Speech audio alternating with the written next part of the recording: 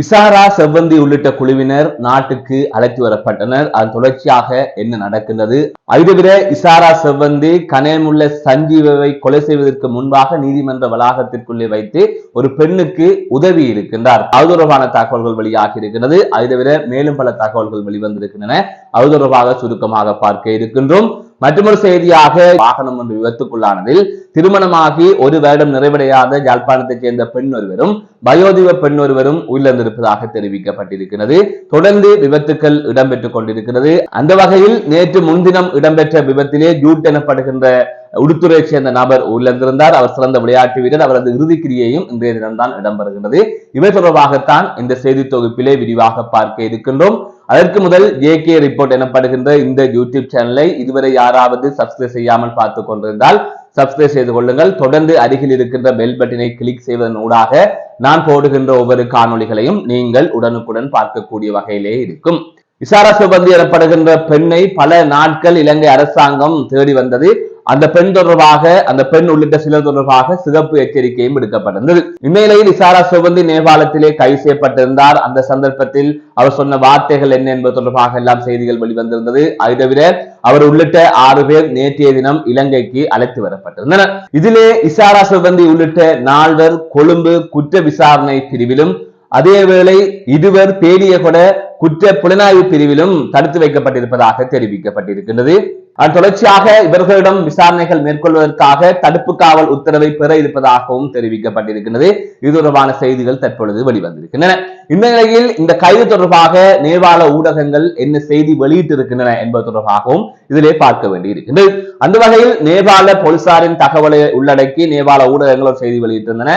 அதன் அடிப்படையில் இவ்வாறு இங்கு வந்து தஞ்சமடைந்த இந்த இசாரா செவ்வந்தி குழுவினர் நேபாளத்தில் எந்த குற்றச் செயல்களிலும் ஈடுபடவில்லை. அதன் அடிப்படையில் தான் இலங்கை அரசிடம் அவர்களை நாங்கள் ஒப்படைத்தோம் என்கின்ற அடிப்படையிலே நேபாள போலீசார் தகவல் தெரிவித்ததாக நேபாள ஊடகங்கள் செய்தி வெளியிட்டிருக்கின்றன.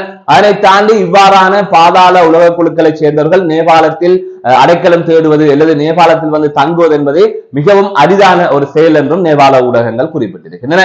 அதன் தொடர்ச்சியாக வேகமாக அவர்கள் இலங்கைக்கு அனுப்பி வைக்கப்பட்டிருக்கின்றார்கள் என்பதும் இங்கே குறிப்பிட்டு சொல்ல வேண்டிய ஒரு விடயமாகவே இருக்கின்றது. இதைவிட இசாரா செவ்வந்தி உள்ளிட்ட குழுவினர் சிரித்துக் கொண்டு சர்வசாதாரணமாக விமானத்திலே வந்திறங்கி இவ்வாறு போலீசாரினால் அதிரடிப்படையினரின் பாதுகாப்பில் அவர் அழைத்துச் செல்லப்பட்டிருந்தார். அது தொடர்பான காணொலிகளை பார்க்கின்ற போது இவ்வளவு பிரச்சனைகளை செய்த நபர்கள், இவ்வளவு ஆபத்தான நபர்கள் எவ்வளவு கூலாக, அதாவது எவ்வளவு மகிழ்ச்சியாக வருகின்றார்கள் என்கிற விமர்சனங்களும் முன்வைக்கப்படுகிறது. மறுபுறம் இசாரா செவ்வந்தியின் அழகு தொடர்பாகவும் பேசப்படுகிறது. மிக அழகான பெண், திருத்தி நாங்கள் வாழ்வு கொடுக்க முடியாது என்கின்ற அடிப்படையில் பல இளைஞர்களும் கருத்துக்களை தெரிவித்து வருகின்றார்கள். எனவே இவ்வாறான சம்பவங்கள் ஒரு ஆரோக்கியமற்றவை. ஒரு குற்றவாளியை, அது பெண்ணாக இருக்கலாம் ஆணாக இருக்கலாம், ஒரு குற்றவாளியை இவர்கள் கதாநாயகர்கள் போலவும் கதாநாயகிகள் போலவும் கொண்டாடுவது என்பது ஒரு சரியான ஒரு விடயம் அல்ல. அழகாக இருந்தால் எதையும் செய்து விடலாமா என்கின்ற கேள்வி மீது எழுகின்றது. அந்த வகையில் இங்கிருக்கின்ற இளைஞர் யுவதிகள் சமூக வலைதளத்தில் அவர்களது அழகு தொடர்பாக வர்ணித்தும் அவர்கள் தொடர்பாகவும் பல விடயங்களை குறிப்பிட்டுக் கொண்டிருக்கிறார்கள். அது தவிர இவ்வாறு இலங்கைக்கு கொண்டு வரப்பட்ட அந்த 6 பேரில் கிளிநொச்சி பழையைச் சேர்ந்த ஒருவரும், மின்சுவில் பகுதியைச் சேர்ந்த ஒருவரும், யாழ்ப்பாணத்தைச் சேர்ந்த ஒருவரும் வந்து 3 இருக்கின்றார்கள். அதிலே முக்கியமானவர் அந்த JK பாய் எனப்படுகின்ற நபர். ஆகையால் 3 பேர் வடக்கை சேர்ந்தவர்களாக இருக்கின்றார்கள். இவர்களும் இந்த பாதாள உலக குழுக்களுடன் தொடர்பை பேணியவர்களாக இருக்கின்றார்கள் என்று தற்பொழுது கூறப்படுகின்றது. அது தொடர்பான மேலதிகமான விசாரணைகளும் இடம்பெற்று வருகின்றது. எனவே பாதாள உலக குழுவை சேர்ந்தவர்கள் யாழ்ப்பாணத்தில் இருக்கின்றார்கள், கிளிநொச்சியில் இருக்கின்றார்கள் என்பது மக்களுக்கு அதிர்ச்சி தரக்கூடிய ஒரு செய்தியாகத்தான் இருக்கின்றது. இனி யாழ்ப்பாணம், கிளிநொச்சி உள்ளிட்ட பகுதிகளிலும் விசாரணைகள் விரிவடையும் என்று எதிர்பார்க்கப்படுகின்றது.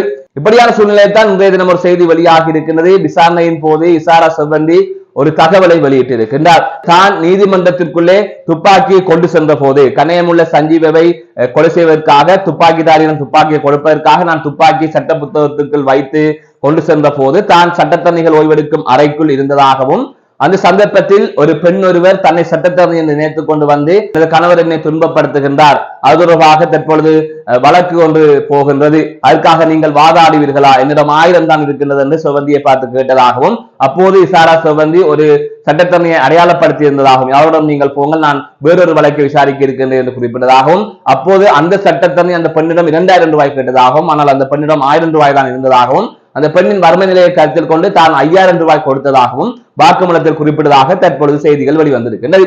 எனவே தான் இந்த உதவியை அங்கு வைத்து செய்ததாக அவர் வாக்குமூலத்திலே குறிப்பிட்டிருக்கின்றார். இந்த செய்தி தற்பொழுது வைரலாக பரவி வருகின்றது. கொலை செய்ய போன இடத்தில் இப்படி இரக்கம் பார்த்தாவாம் இசாரா செவ்வந்தி என்கின்ற அடிப்படையிலே பலரும் பேசிக் கொண்டிருக்கிறார்கள். இது தொடர்பான தகவல்களையும் இன்றைய தினம் அறியக்கூடிய வகையில் இருந்தது. இதேவரை நாமல் இசாரா செவ்வந்தியை கைது செய்வதற்கு ஏன் இவ்வளவு காலம் எடுத்து என்கின்ற கேள்வி எழுப்பியிருக்கிறார். இசாரா செவ்வந்தி இந்த விசாரணைக்கு உட்படுத்தப்பட்டதன் பின்னர் பல தகவல்கள் வெளிவரும் என்று எதிர்பார்க்கப்படுகிறது. அது தொடர்பாக பலர் சிக்குவார்கள் என்று எதிர்பார்க்கப்படுகிறது.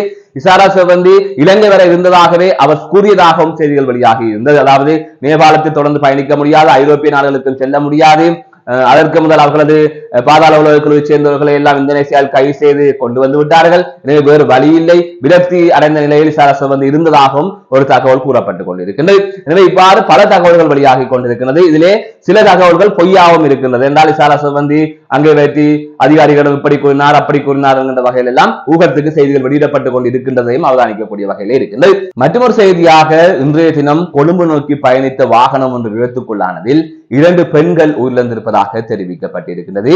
அந்த வகையில் யாழ்ப்பாணம் ஏழாலை பகுதியைச் சேர்ந்த 31 வயதுடைய திவ்யா எனப்படுகின்ற திருமணமாகி 1 வருடம் பூர்த்தியாகாத பெண் இதிலே உயிரிழந்திருப்பதாக தெரிவிக்கப்பட்டிருக்கிறது. அதை விட 60 வயதான பெண் ஒருவரும் உயிரிழந்திருப்பதாக தற்பொழுது செய்திகள் வெளியாகி இருக்கின்றது. திவ்யா எனப்படுகின்ற பெண்ணின் கணவன் ஏழாலையில் கிராம சேவையாளராக பணியாற்றி வருவதாகவும் இந்த சூழ்நிலைத்தான் இந்த விபத்து இன்றைய தினம் அதிகாலை வேளை இடம்பெற்றிருப்பதாகவும் கூறப்படுகின்றது. இந்த விபத்து தொடர்பான மேலதிகமான தகவல்கள் தற்போது வரை வெளியாகவில்லை. போலீஸ் விசாரணைகள் இடம்பெற்றுக் கொண்டிருக்கின்றது. அனுராதபுரத்தில் இந்த விபத்து இடம்பெற்றதாக தகவல்கள் வெளியாகி இருக்கின்றது. அதை தவிர இந்த விபத்து சம்பவத்தில் குறித்த திருமணமாகி 1 வருடங்கள் கூட நிறைவடையாத திவ்யா எனப்படுகின்ற பெண்ணுக்காக சமூக வலைதளத்தில் பலரும் தங்களது இரங்கல் செய்திகளை வெளியிட்டு வருகின்றார்கள். மிகவும் சோகமான ஒரு சம்பவமாக இந்த சம்பவம் மாறி இருக்கின்றது.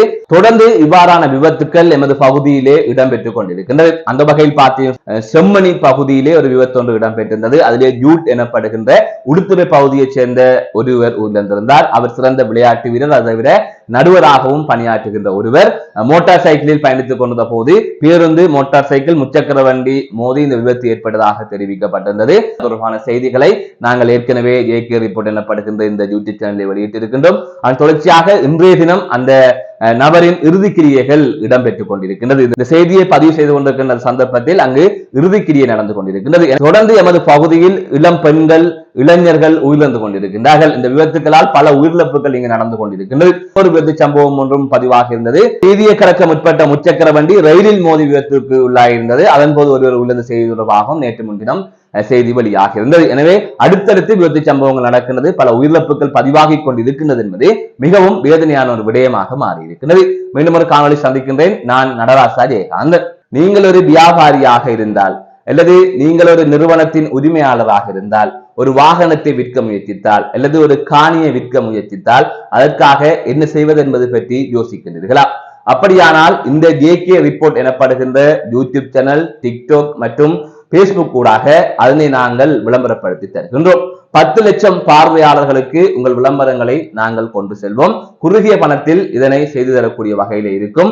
அப்படியானவர்கள் 0769856858 என்கின்ற தொலைபேசி இலக்கத்திற்கு அழைப்பொன்றை நீங்கள் எடுங்கள். அதனூடாக நீங்கள் விளம்பரப்படுத்த நினைக்கின்ற பல விடயங்களை விளம்பரப்படுத்தி உங்களது வருமானத்தையும் நீங்கள் மேம்படுத்திக் கொள்ளலாம். இதை விட நீங்கள் விற்க வேண்டிய பொருட்களையும் விற்றுக் கொள்ளலாம்.